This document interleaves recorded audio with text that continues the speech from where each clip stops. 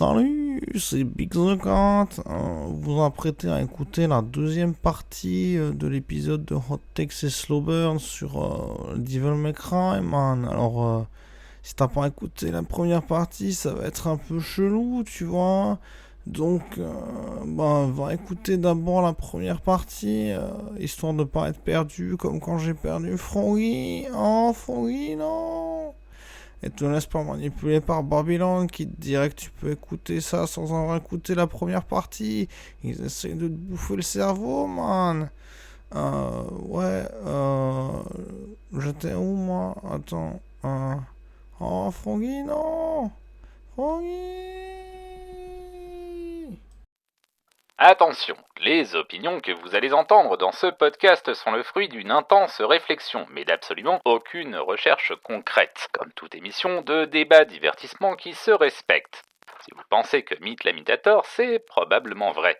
Si vous voulez vous en plaindre, je suis sûr que vous savez déjà comment vous y prendre. Tut tut, les rageux.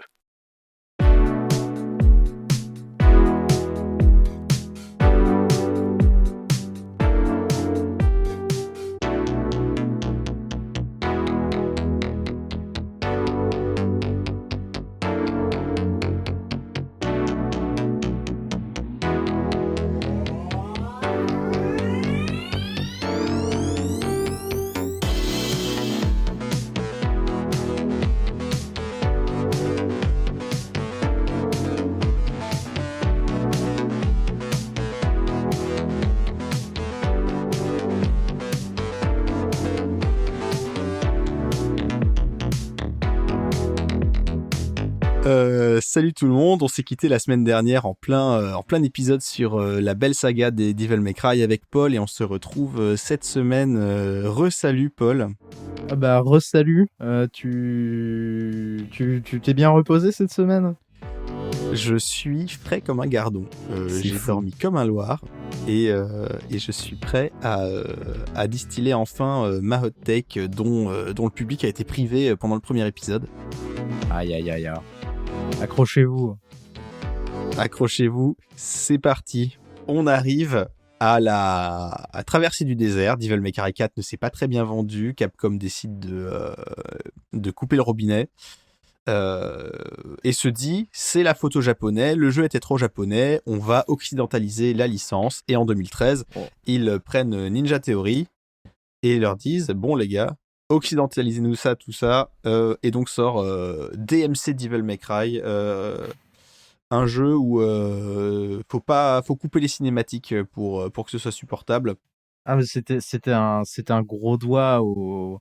Enfin, je pense qu'il y a une erreur de marketing à ce moment-là chez Capcom en vrai, hein. Je pense que les mecs se sont dit ah bah tiens, peut-être que ce qui était cool dans les jeux d'avant, ben c'est plus cool maintenant, donc on va faire des trucs qui sont cool maintenant. Sauf que la plupart des gens qui jouent à Devil May Cry sont pas des gens qui trouvent cool ce qui se passe dans, enfin le chara design et autres dans DMC Devil May Cry, qui en vrai, si t'enlèves l'habillage, si t'enlèves le côté un peu shoehorn, c'est un reboot de Devil May Cry et que tu appelles les personnages George et Roland, ça fait un très bon jeu, hein. Mais c'est une très mauvaise Alors, entrée dans le lore. C'est surtout ça son problème au jeu. Ouais.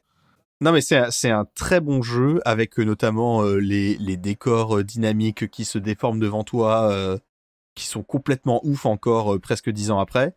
Euh, le système de jeu est vraiment chouette, même s'il met beaucoup à contribution les doigts, parce qu'on peut changer d'arme pendant les combos. On peut avoir un coup une arme pendant un combo si on est fort avec les gâchettes. On a 2 grappins différents, probablement un petit peu hérité du gameplay de Nero dans Devil May Cry 4. Un grappin pour attirer vers soi, un grappin pour aller vers la cible.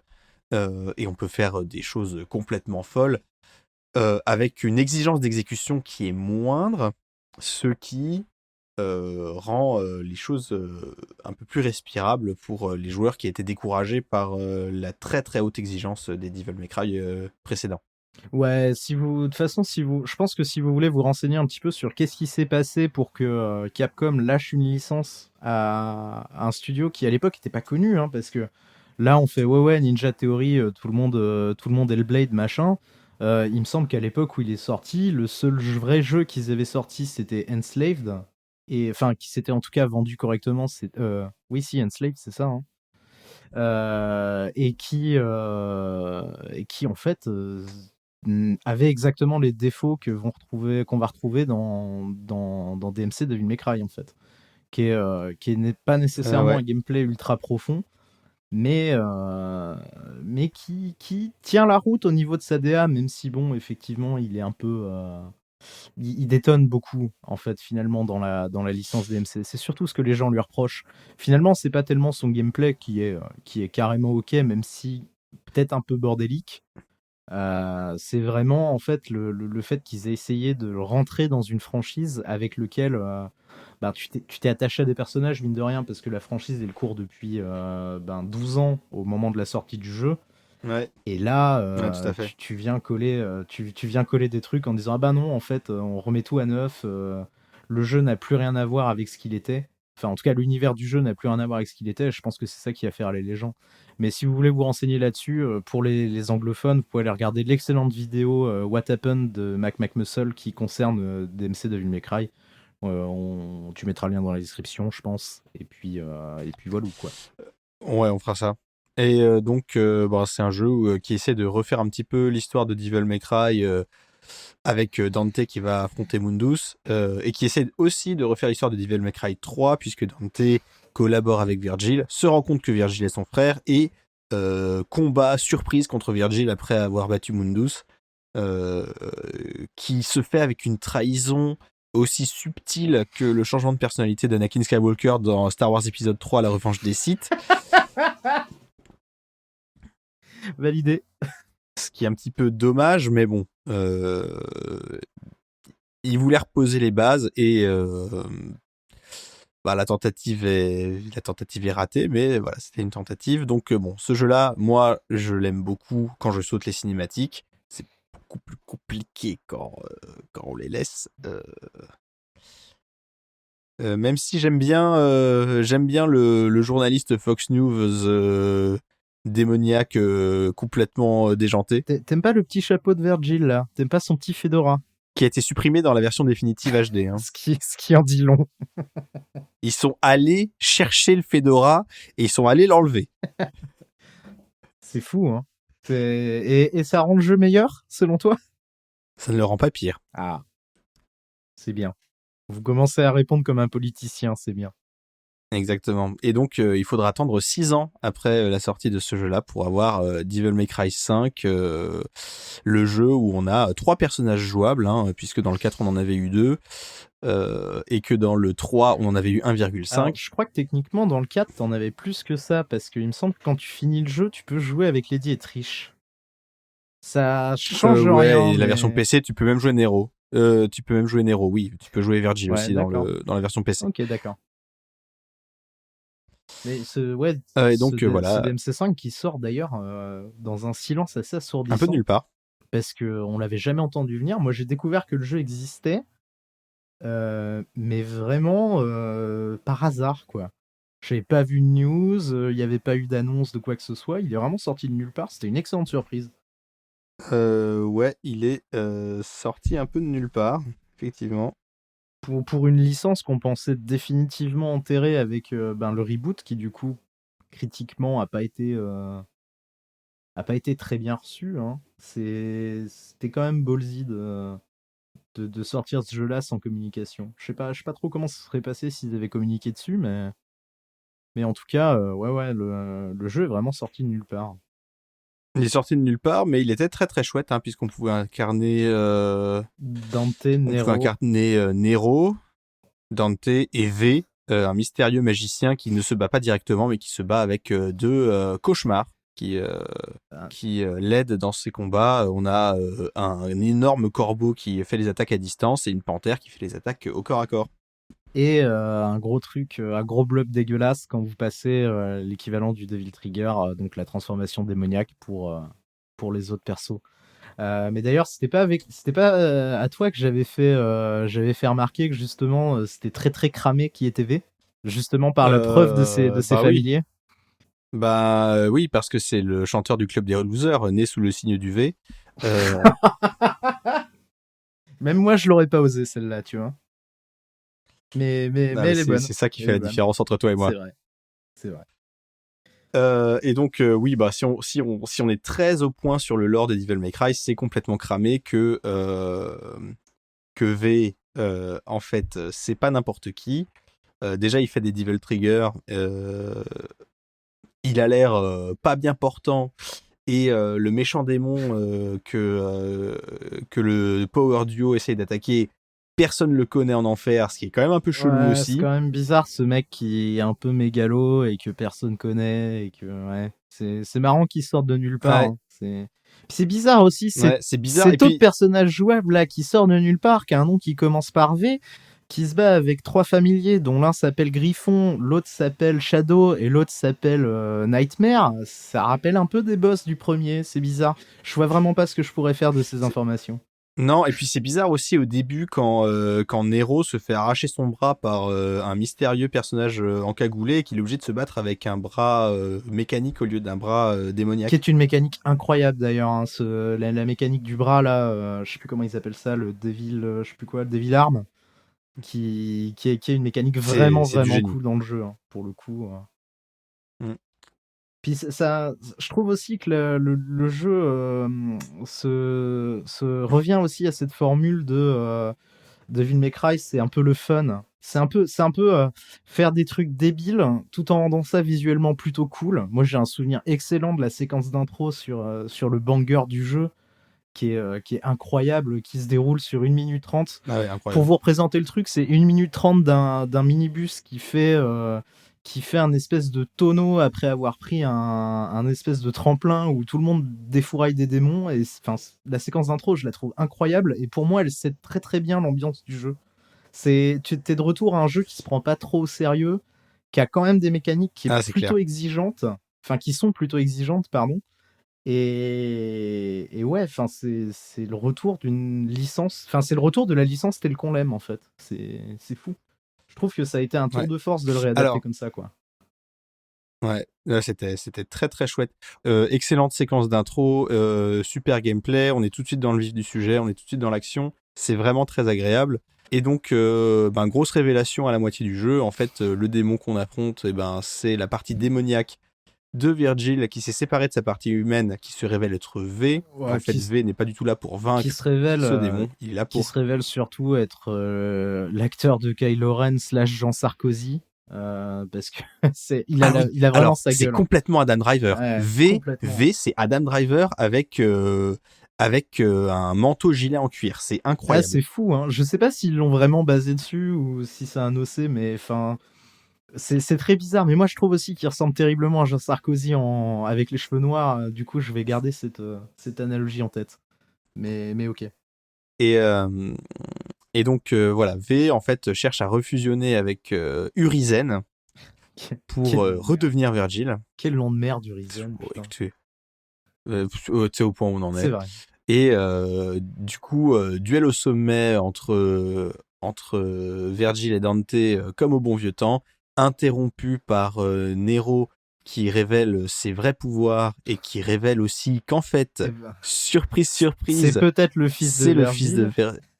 c'est le fils de Virgil et le neveu de Dante. Ça ne fait aucun Qui l'eût sens. cru? Ça ne fait aucun sens. Mais ok. C'est ça qui me tue. Ça... C'est ça qui me tue avec le 5, c'est qu'il a tellement bien renoué avec le reste, c'est que tu anticipes le truc, tu le vois se dérouler, tu fais ouais, ça fait pas de sens, c'est complètement con, mais je m'en fous. Et je pense que c'est la grosse différence Ouais, avec ce que t'as pu voir avant. oui, DMC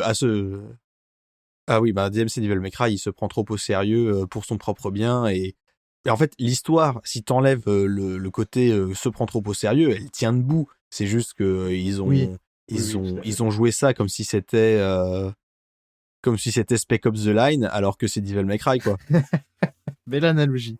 Je t'accorde l'analogie, ouais. Et donc, ouais, Devil May Cry 5, voilà, surprise, surprise, Nero était en fait le fils de Virgil. Ça remet en cause un petit peu aussi la temporalité et l'âge Non, mais des la personnages, temporalité, de toute parce façon, qu'on voit qu'il a vieilli. c'est un bordel en vrai, parce que le 3e jeu est une préquelle au premier, mais le premier vient se placer avant ou après le 2, on s'en fout, parce que de toute façon, le 2 est un peu un spin-off dans la série principale. T'as Devil May Cry 4 qui vient se foutre après, mais ça tu le vois, mais il y a plein d'éléments qui se contredisent, et en fait, tu ne peux appréhender la temporalité de la saga que si tu rentres en fait certains morceaux de certains jeux entre d'autres séquences. C'est assez bizarre. C'est assez bizarre. Et surtout, ben, tu vois que Dante a un peu vieilli dans Devil May Cry 5. Tu te dis, ouais, bon, voilà, il est Mais pas Nero, ouais, c'est vrai. 45-50 ans. Il est probablement plus près des 60 si on tient compte de l'âge de Nero. C'est vrai. Mais après Mais bon, d'un autre c'est côté, un hybride voilà, humain-démon. c'est ça, il est à moitié démon, donc est-ce qu'à un moment, c'est pas un peu comme les âges de chat ou les âges des ours, tu vois, tu fais pas un calcul en multipliant par quelque chose ou... Ouais, je sais pas, tu vois. Certainement, il doit y avoir une formule. On demandera à MatPat de trouver une formule dans Game Theory. Grave. Et du coup, voilà, c'est les Devil May Cry. Et alors, on va en venir à ma hot take. Vas-y, je m'installe. Donc, le truc qui me frappe, moi, dans le lore des Devil May Cry, c'est que ça tourne quand même beaucoup autour de Sparda, Mundus, Virgil. Jusque-là, oui. Au point que moi, quand j'ai découvert le poteau rose en Devil May Cry 5, j'étais pas très content parce que autant Urizen il sort de nulle part, mais au moins c'était pas Virgil, tu vois. Ouais, je vois ce que tu veux dire, ouais. Et ça m'a un peu peiné c'est très bien exécuté, mais bon, ça veut dire que voilà, Devil May Cry en fait c'est vraiment une licence qui est un peu prisonnière de son propre lore. Et ça me fait beaucoup de peine. Donc ça, c'est ma première hot take. Je pense que Devil May Cry gagnerait à se libérer de son propre lore. C'est quand même... Et ça emmène Pour moi, c'est quand même rigolo que tu dises ça, mais c'est peut-être la suite de ta take, donc je vais te laisser finir. Ça fait que deuxième hot take, finalement, le Devil May Cry le plus original, Yes, j'en étais sûr. c'est Devil May Cry 2, puisque c'est le Devil May Cry où il est à peine question de Sparda, il est pas du tout question de Mundus, et surtout, il est pas du tout question de ce gros connard de Virgil. Et c'est une petite bouffée d'air frais dans le lore des Devil May Cry, même si manette en main, c'est pas un moment super agréable. Ouais, c'est pas faux. C'est à la fois scandaleux, mais vrai. Du coup, je sais pas trop quoi faire. Je sais pas trop comment réagir à ça. Même si je pense que effectivement, si tu pars du principe purement lore, ouais, ouais, malheureusement, je peux que être d'accord. Mais après, ça n'est original que dans le fait que les personnages soient pas les mêmes, parce que au final, c'est un peu toujours la même histoire, hein. Grand méchant, invoquer les démons sur Terre, casser la gueule, tu vois. Mais c'est vrai que Oui, si tu te bases uniquement en clé de tri, que les personnages sont pas nécessairement, enfin l'histoire est pas nécessairement en train de tourner autour de Virgil, Mundus et Dante, ouais, c'est vrai. et tu vois, s'il n'y avait pas eu Devil May Cry 5 qui confirmait que Nero était le fils de Virgil, il y aurait eu une ambiguïté sur le 4. Mais en fait, pas du tout. Puisque le nouveau personnage jouable, c'est à moitié Virgil, en fait. Ouais, c'est curieux. Mais son gameplay était pas si inintéressant en plus. C'est vrai qu'on n'a pas trop parlé. Mais il y avait des signes, hein. On n'a pas trop parlé du Il y avait gameplay des du signes. 5, mais il y a des signes, c'est subtil. Il donne beaucoup de son lore via son gameplay aussi, hein. C'est... Oui. Puis bon... Et puis on voit que le gameplay de Nero, finalement, il a absorbé le Dante aux cheveux courts de DMC Devil May Cry. Oui. Puisqu'il est coiffé pareil, il a récupéré un petit peu de son bravado, hein, puisque bravado. je pense qu'on peut résumer le Dante de DMC Devil May Cry par cette scène où il doit entrer dans une boîte de nuit. Le videur lui dit votre nom n'est pas sur la liste. Il assomme le videur avec un gros coup de poing. Il écrit fuck you sur la liste et il dit voilà, maintenant mon nom il est sur la liste. Ouais, il est un peu c'est un peu le genre de mec à qui j'aurais envie de mettre des droites dans la rue, hein, il faut le reconnaître. Mais ouais. Cette scène, elle est complètement claquée, mais elle me fait beaucoup rire et elle résume très bien le jeu. Moi, je t'avoue que le ton du jeu. seul snippet que j'ai gardé de ce DMC, de ce reboot, c'est la scène où il a une perruque blanche sur la tête. Il se voit dans un miroir, il fait Not in a million years, il balance tout et il met des coups de flingue, tu vois. Genre, c'est vraiment, je crois que ça a été vraiment peut-être probablement une des scènes de jeux vidéo où j'ai eu le plus la sensation de me prendre un gros fuck dans la tronche, tu vois. C'est... Ce qui est très triste, et ça vous le verrez dans la vidéo de Matt McMuscle, c'est que cette scène-là, Ah ouais. c'est Capcom qui a insisté pour que Ninja Ah ouais, Theory la ouais, mette. non mais c'est ça qui est terrible, c'est qu'en fait, tu peux même pas blâmer Ninja Theory parce qu'ils ont fait exactement ce que doit faire un prestataire, en fait. Ils ont fait exactement ce qu'on leur demandait. Et le fait que ce soit Capcom qui ait justement dit, bah faut faire ça, c'est un truc qui me turbo-sidère encore aujourd'hui, quoi. Je sais pas à quel point tu peux te planter sur ton étude de marché à ce point. Parce que c'est vrai que DMC, c'est Ninja Theory qui prend un max dans la gueule parce que les gens se renseignent pas, mais effectivement, c'est beaucoup, beaucoup, beaucoup, beaucoup de la faute de Capcom, hein. Par sa politique de vouloir faire plaisir aux Occidentaux. Ouais, voilà quoi. Ah ouais, n'importe quoi. N'importe quoi. N'importe quoi, May Cry. Eh ben, écoute, Paul, on va s'arrêter là pour cette émission. Merci beaucoup de nous avoir écoutés. Je vous rappelle que Hot Texas Slow Burn est un podcast Studio Carton C. Merci à toi, Paul, pour le montage. Merci à Vincent pour la voix off au début de chaque épisode. Merci à Simon pour la musique du générique. Et merci à vous de nous écouter assidûment toutes les 2 semaines.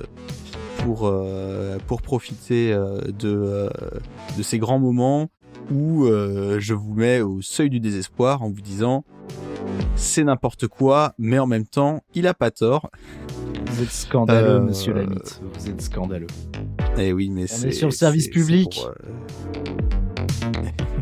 Quelle indignité. N'oubliez pas que ça mange pas de pain de mettre des étoiles sur votre appli de podcast préféré, hein, de préférence 5. Un petit commentaire pour dire coucou, ça nous fera plaisir aussi. Et puis, Paul, quelque chose que tu voulais ajouter ? Écoutez Pragmatic, même si ça n'apporte rien et que c'est un peu long, parce que c'est vrai que du coup, Texas Slow Burn, c'est bien parce que c'est court. Voilà. Eh ben, ce sera le mot de la fin. D'ici là, je suis toujours Mythlamite. On se retrouve dans 2 semaines et continuez d'ouvrir votre esprit en jouant à des jeux vidéo. Allez, salut tout le monde. Au revoir.